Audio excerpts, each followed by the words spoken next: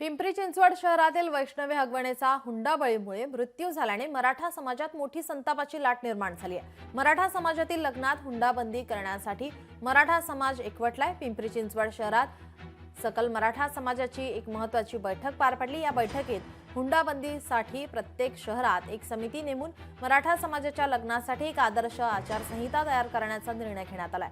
तसंच लग्नातील अव्वाच्या सव्वा खर्च टाळणं, हुंडा न देणं, हुंडा घेणाऱ्यांवर बहिष्कार टाकणं आणि सामूहिक विवाह सोहळे आयोजित करणं अशा प्रकारचे महत्त्वपूर्ण निर्णय घेण्यात आले आहेत।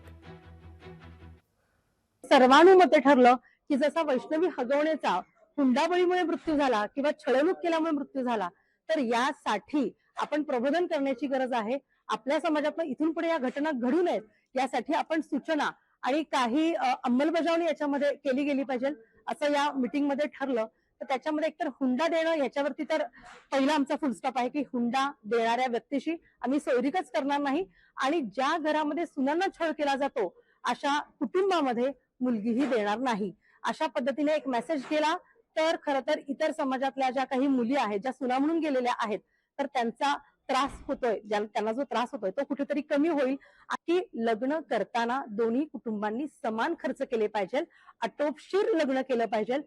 या ठिकाणी मराठा क्रांती मोर्चाने निर्धार केलेला आहे की प्रत्येक महत्त्वाच्या शहरांमध्ये, प्रत्येक महत्त्वाच्या गावांमध्ये जाऊन मराठा समाजाला आता एक आचारसंहिता देणार आहोत आणि ज्या पद्धतीने लग्न सोहळे पार पाडतात त्याच्यामध्ये ही आचारसंहिता लागू करण्यात येणार आहे।